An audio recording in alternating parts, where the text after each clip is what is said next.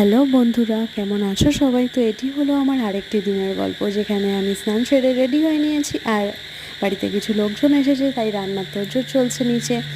তো আমাদের সকালের টিফিনে ছিল লুচি, চানা মশলা ছাড়াও আম, মিষ্টি। আর আমরা চলে আসছি এবার দুপুরের মেনুর দিকে।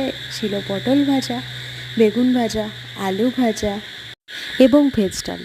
এবার চলে আসছি আমরা মাছের দিকে, যেখানে ছিল মাছের মাথা, তারপর চিংড়ি মাছ, কাতলা মাছ, ইলিশ মাছ। এবার এখানে তৈরি হচ্ছে মাছের মাথা দিয়ে মুড়ি ঘন্ট। আগে মুড়ি ঘন্ট তৈরি হচ্ছে আর আমাদের মুড়ি ঘন্ট রেডি। এবার চলে আসছি মশলার দিকে। প্রথমেই ছিল ইলিশ মাছের জন্য সর্ষে পোস্ত বাটা, তারপর আদা জিরে বাটা দই কাতলার জন্য, এবং শেষে ছিল চিংড়ি মাছের জন্য নারকেল বাটা। আর সর্ষে পোস্ত রেডি ইলিশ মাছ দিয়ে। তারপর হলো দই কাতলা। এই যে এখানে সবাই রান্না করতে ব্যস্ত।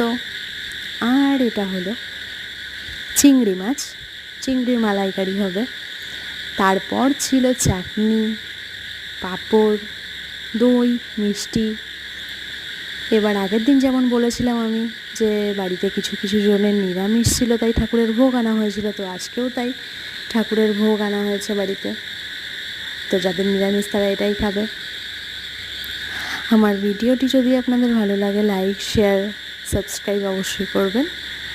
দেখা হচ্ছে নেক্সট ভিডিওতে। আজকের মতো টাটা, সবাই ভালো থাকবেন।